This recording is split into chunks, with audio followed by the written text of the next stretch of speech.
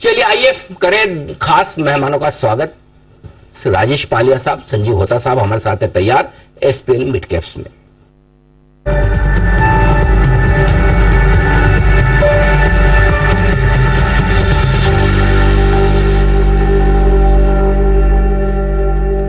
Sanjeev sir, बहुत बहुत स्वागत है आपका। सुप्रभात। बताएं सर, शुरुआत करें अपनी लॉन्ग टर्म पिक के साथ। Good morning Anil ji. Morning sir. आज लॉन्ग टर्म पिक है वो है त्रिवेणी इंजीनियरिंग और इंडस्ट्री। ये एक western UP based sugar company है और इसका सबसे बड़ा फायदा है कि लास्ट 2 साल में देखें जब बाकी शुगर कंपनियों के प्रॉफिट गिर रहे थे वहां पे वेदर डिस्टर्बेंस इतना था नहीं, तो ये कंपनी ने अच्छा प्रॉफिट बनाया था।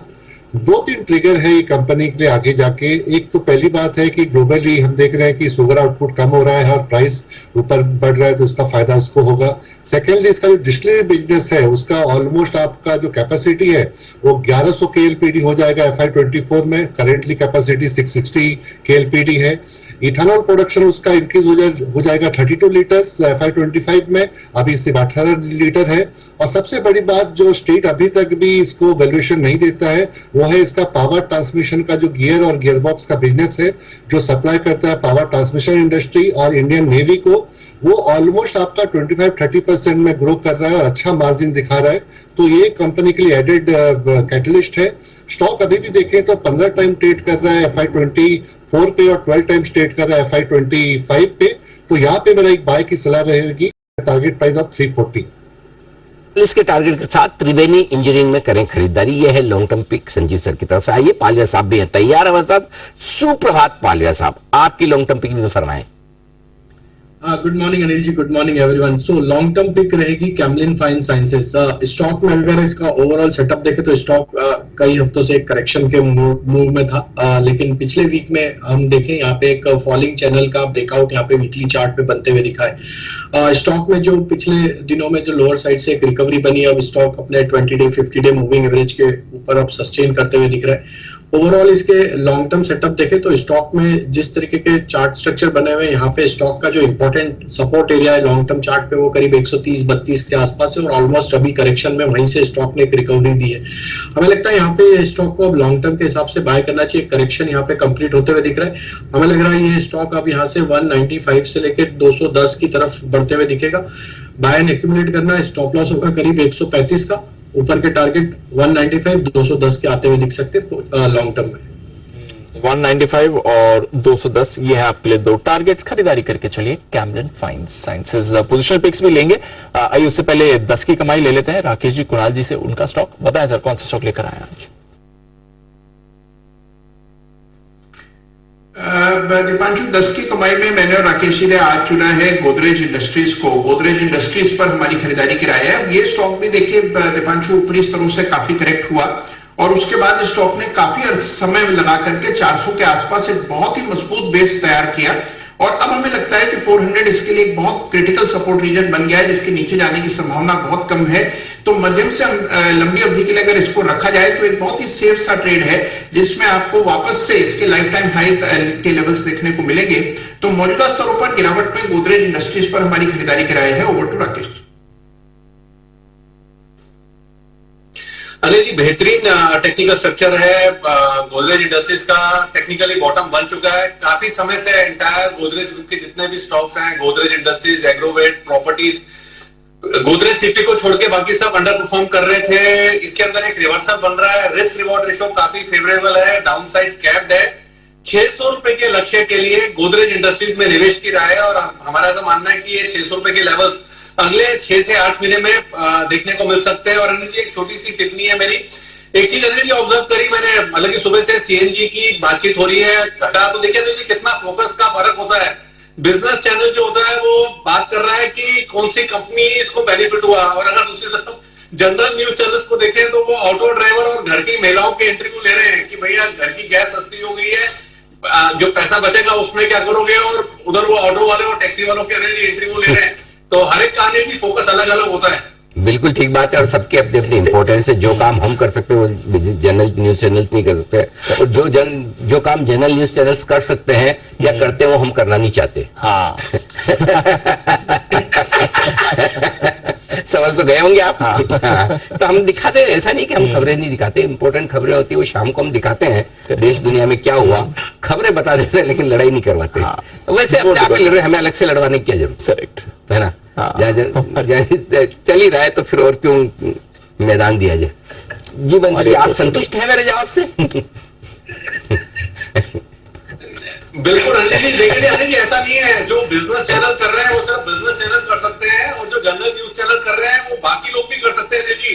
जैसे आज आपने सार्वजनिक करा कि मैं गोवा गया हुआ था अनिल जी वीकेंड पर, और कुणाल जी नहीं गए, तो अनिल जी शो के बाद घर पे कुणाल जी के भी जनरल न्यूज चैनल वाला कोराम हो सकता है कि हम क्यों वीकेंड पे घर पे हैं अनिल जी, तो जनरल न्यूज चैनल का काम यहाँ पर भी हो गया है। लेकिन वो पर्दे पर नहीं होगा, पर्दे के पीछे तो देखो बहुत कुछ हो सकता है और होगा भी।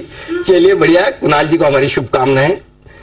आइए बढ़ते आगे, गोदरेज प्रॉपर्टीज, ये स्टॉक है आज भरपूर एक्शन में। क्यों है ये स्टॉक एक्शन में?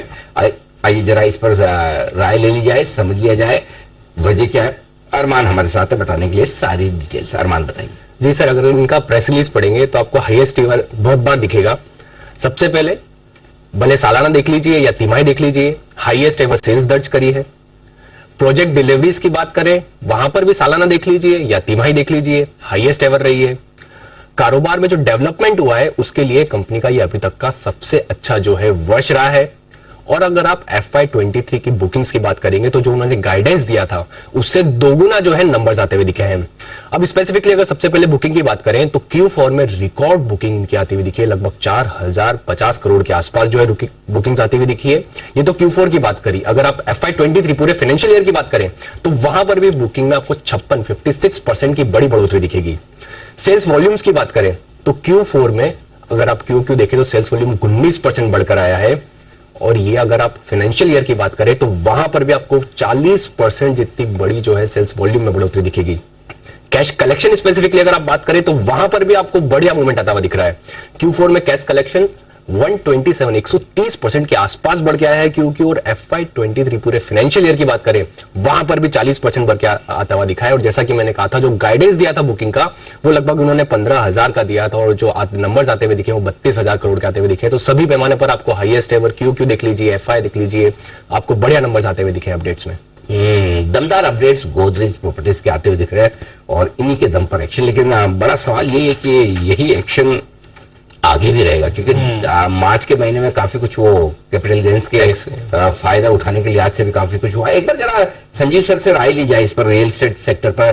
सर इस बार तो बड़े तगड़े अपडेट्स आते हुए दिख रहे हैं, क्या व्यू है आपका रियल एस्टेट सेक्टर पर? और अगर आपको कोई पसंद है रियल एस्टेट स्टॉक तो बताएं सर।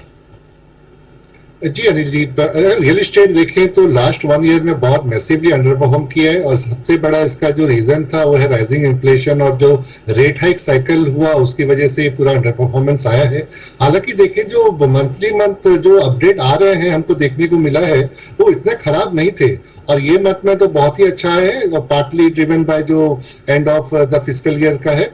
लेकिन अगर देखें कि NAV एक टाइम में मोस्ट ऑफ द प्लेयर्स का प्रीमियम में ट्रेड करते थे, अभी अगर देखें वैल्यूएशन जो मार्केट कैप टू NAV है इसका 40-50% के डिस्काउंट में ट्रेड कर रहे हैं। तो मुझे लग रहा है अभी तो RBI ने एक पॉज लिया है, लेकिन जैसे जैसे इन्फ्लेशन में सुधार आते जाएगा और RBI रेट कट साइकिल चालू करेगा, ये जो डिस्काउंट है NAV का वो धीरे धीरे कम होता जाएगा, और यहाँ से आउट परफॉर्म कर सकते हैं most of the good manage real estate company. तो यहाँ से मेरा एक पिक है जो मैं पोजिशनल में देना चाहूंगा, वो है शोभा लिमिटेड। हमने देखा है कि किस तरह का नंबर्स उन्होंने डिलीवर किया है ये क्वार्टर को लेकर, highest ever quarterly sales numbers है। और सबसे बड़ी बात है ये कंपनी की, इनके पास जो पाइपलाइन है ऑलमोस्ट 11 मिलियन स्क्वायर फीट की लॉन्चेस की पाइपलाइन है, और जो अनसोल्ड इन्वेंट्री है वो लगभग कम से कम 12.3 मिलियन स्क्वायर फीट की है। तो पूरा इन्वेंट्री मिला के 23 मिलियन स्क्वायर फीट की है, और इनका जो फ्री कैश फ्लो है वो बहुत स्ट्रॉन्ग जनरेट कर रहा है जो कि डेट को नीचे ला सकता है। और अभी भी देखिए NAV से ये 40% डिस्काउंट में ट्रेड कर रही है, तो मुझे लग रहा है कि यहाँ पे बाय करने की सलाह रहेगी with a target price of 630, लेकिन थोड़ा इसको पेशेंसली होल्ड करना पड़ेगा। ओके, थोड़ा पेशेंटली होल्ड करिए, बट शोभा पर रखिए नजर। तो रियल एस्टेट पर मूव आ ही रहा है, और फिर संजीव सर को शोभा पसंद भी है। अपडेट्स भी इसकी तरफ से भी दमदार आए हैं। रिकॉर्ड पिछले साल में हमने इनकी सेल्स होती हुई देखी है। आइए, जय हमारे साथ जुड़े हुए हैं और वो दे रहे हैं आपके लिए एक जैकपॉट कॉल।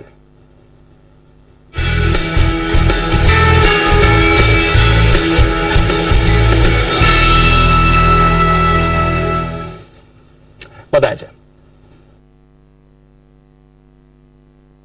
दीप, ABFRL में बहुत ही बढ़िया आपको ब्रेकआउट आते हुए नजर आ रहा है। इनफैक्ट लास्ट ट्रेडिंग सेशन में अगर आप देखें तो ये स्टॉक ने एक अच्छा बुलिश कैंडलस्टिक पैटर्न फॉर्म किया था एंड जिसको हम कहते थे एक बुलिश एंगल्फिंग कैंडलस्टिक पैटर्न वो फॉर्म हुआ है एंड उसके साथ ही साथ वॉल्यूम्स में भी अच्छा खासा हमें अपटिक देखने मिला। इसमें पॉजिटिव डाइवर्जेंस के साथ एक बाय क्रॉसओवर देखने मिला। तो after a long down trend finally एक अच्छा रिवर्सल ABFRL में देखने मिल रहा है। तो इसका 220 के स्ट्राइक का इन मनी कॉल ऑप्शन खरीदे ₹6.75 ₹7 के रेंज में 6.75 to 7 की रेंज में आप इसको खरीदे। यहाँ पे जो आपको स्टॉप लॉस लगाना होगा दैट वुड बी एट 4.45 ₹4.45 का आप स्टॉप लॉस लगा के इसको खरीदे। टारगेट डीप जो इसका निकल कर आ रहा है फर्स्ट टारगेट वुड बी 10.15 ₹10.15 का एंड दूसरा टारगेट बन रहा है 12.5 का। सो अच्छे खासे आपको देखने मिल सकता है इसमें ABFRL का 220 का कॉल ऑप्शन खरीद भी सकता है। ओके, तो ये है जय की तरफ से ABFRL। यहां पर at the money call option खरीदना है। 220 रुपए वाला मिल रहा है ₹7 के आसपास, ₹4.50 के ठीक नीचे 4.45 पर लगाना है आपको स्टॉप लॉस ₹10.15। जी हाँ, ध्यान से नोट करिए क्योंकि दोनों लेवल आपको नोट करने पड़ेंगे। ₹10.15, ₹12.50। ये दो टारगेट लेकर चलना है आपको। ये राय आपके लिए आती है। आइए बढ़ते आगे और अब वक्त है हमारी खास सीरीज मार्केट आउटलुक FY24 यानी कि वित्त वर्ष 2024 जो अभी भी 10 दिन पहले शुरू हुआ है। 1 अप्रैल से 31 मार्च 2024 तक का किस तरह का नजरिया रहेगा बाजार का, इस पर करेंगे पूरा विश्लेषण। आज बाजार के एक और जाने माने दिग्गज हमारे साथ कार्यक्रम में शामिल हो रहे हैं MK ग्लोबल फाइनेंशियल सर्विसेज के MD कृष्ण कुमार करवा साहब।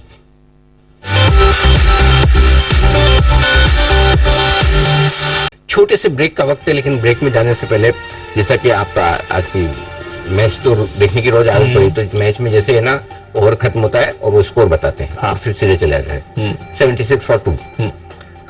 20 पॉइंट ऊपर निफ्टी, 18 पॉइंट ऊपर सेंसेक्स, 125 अंक नीचे बैंक निफ्टी। छोटा सा break.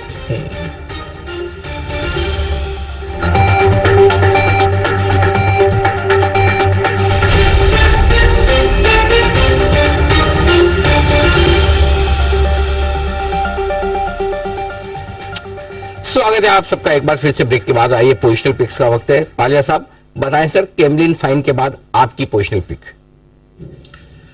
Anil ji, positional pick रहेगी RK फोर्जिंग। ये स्टॉक में देखें तो प्रीवियस वीक में एक अच्छा ब्रेकआउट यहाँ पे देखने को मिला। ऑलमोस्ट हम देखें तो 8 से 10 वीक का एक कंसोलिडेशन का रेंज ब्रेकआउट यहाँ पे होते हुए दिखा है। जिस तरीके से across all time frame stock एक बुलिश टेरिटरी में ही ट्रेड कर रहा है, अपने सारे ही long term short term moving averages के ऊपर सस्टेन कर रहा है। हमें लगता है ये स्टॉक को पोजिशनल बेसिस पे बाय किया जा सकता है। स्टॉक में जिस तरीके की एक्शन लास्ट वीक में थी, यहाँ पे हम एक्सपेक्ट करें कि आगे आने वाले हफ्तों में ये स्टॉक में जो टारगेट बन सकते हैं पोजिशनल बेसिस पे वो होने चाहिए करीब 380 से 400 रुपए तक की अपसाइड यहाँ आते हुए दिख सकती है। करंट लेवल से अगर छोटी मोटी गिरावट मिलती है तो इसको ऐड किया जा सकता है। स्टॉप लॉस जो होना चाहिए वो करीब 270 के आसपास रखा जा सकता है। तो RK फोर्जिंग बाय करने की सलाह है ये आपको पोजिशनल पिक में। Okay, RK forging, Ramkrishna forging, ये है वो स्टॉक जहाँ पोजिशनली खरीदारी करने की राय पालवा साहब की तरफ से आती हुई दिख रही है। 270 का लगाना है आपको स्टॉप लॉस और टारगेट रखे 380 और 400 के। संजीव होता साहब बताएं सर आपकी positional pick. Anil ji discuss कर ली है हमने शोभा लिमिटेड। अच्छा, शोभा ये क्या? हाँ। ओके, चलिए तो शोभा लिमिटेड, हमें लगा कि सर ने रियल एस्टेट के हिसाब से दिया, लेकिन चलो पोजिशनल पिक भी वही होगी। 467 के आसपास आपको खरीदना है। 630 का टारगेट रखकर पोजिशनल पिक के तौर पर शोभा लिमिटेड भी आप आगे मानकर चले। आइए थोड़ी देर में लेंगे हम शॉर्ट टर्म पिक्स भी, उससे पहले आइए मुलाकात की जाए न्यूज पर व्यूज सेगमेंट में। आज हमारे साथ कंपनी कार्यक्रम में जो शामिल हो रही है वो है टेक्सटाइल स्पेस से नाहर स्पिनिंग मिल्स।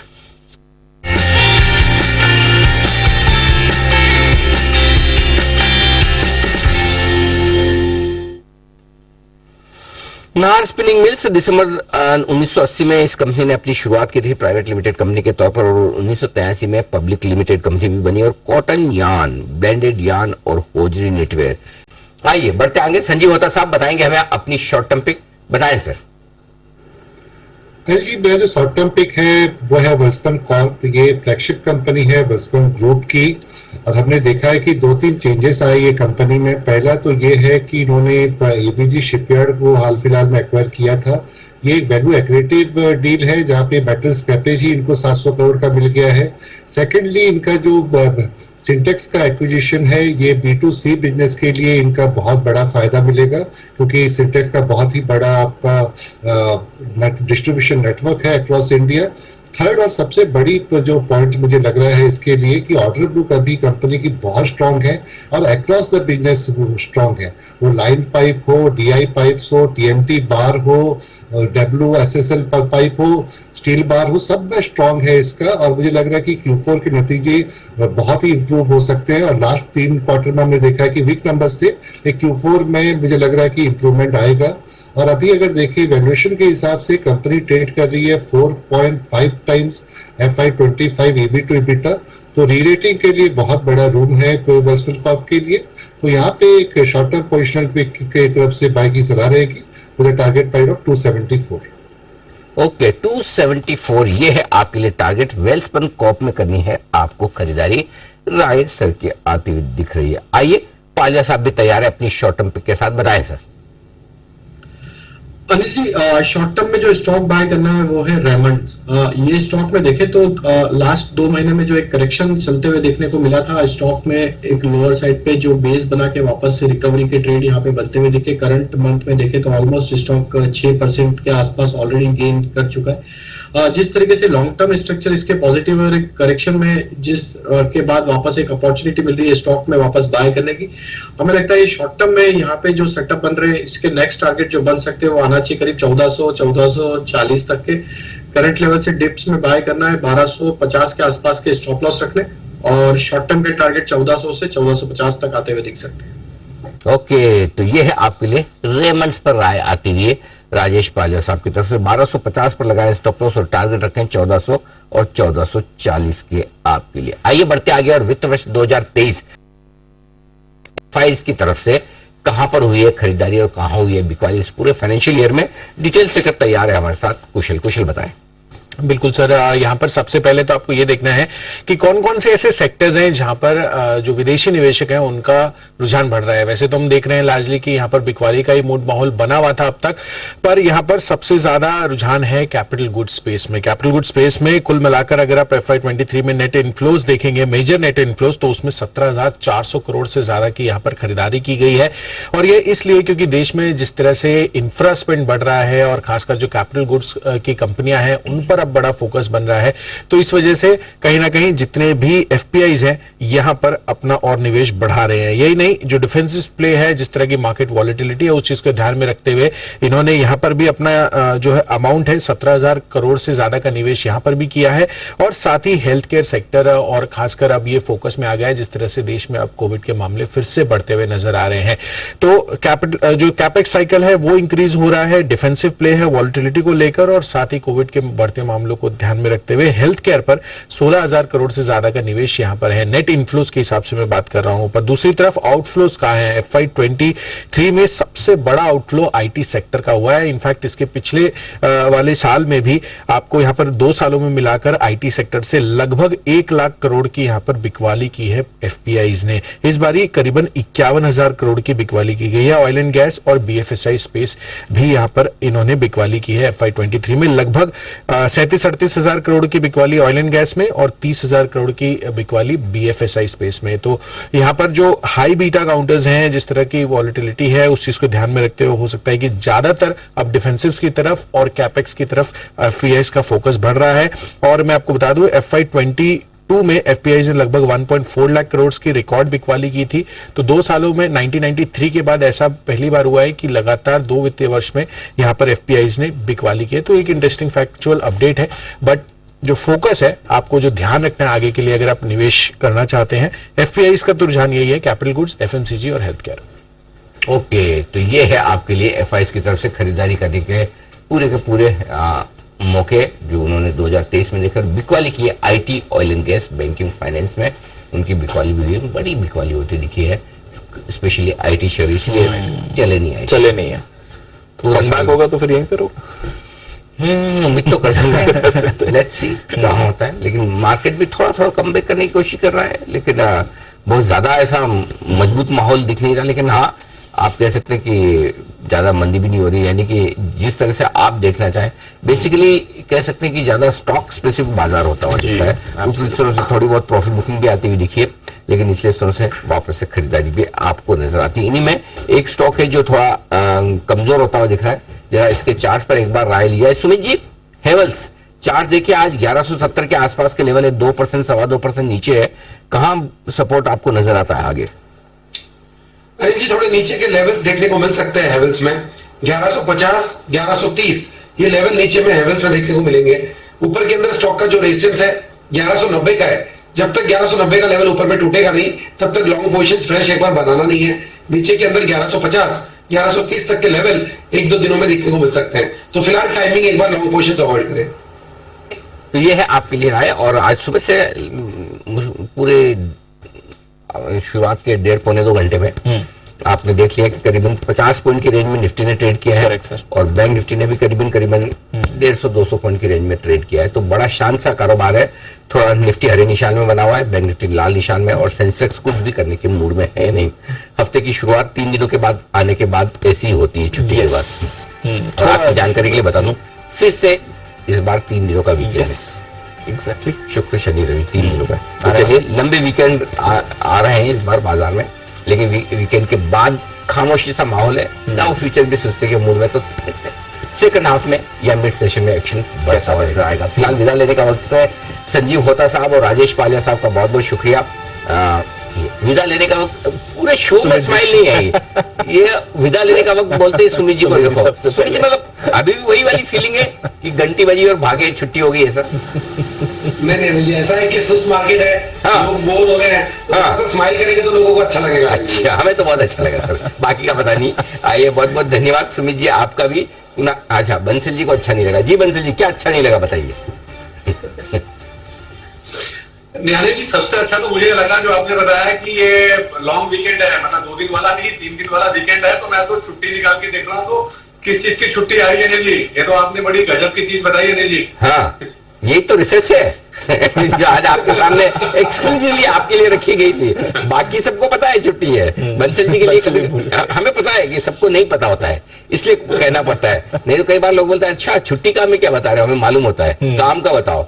तो इसलिए बंसल जी, हमारा बोलना सफल हुआ, आपको पता चल चुका है। अब आपको 4 ही दिन काम करना है इस हफ्ते में। तो धन्यवाद आपका भी, और धन्यवाद कुणाल जी का, वागले साहब, जय ठक्कर साहब, आप सबका भी बहुत बहुत शुक्रिया हमारा साथ देने के लिए। दोपहर के शो में आपसे फिर से होगी मुलाकात। फिलहाल मुझे और दीप को इजाजत दीजिए, और देश के प्रति सम्मान के साथ करेंगे हम शो का समापन। आइए, जय हिंद।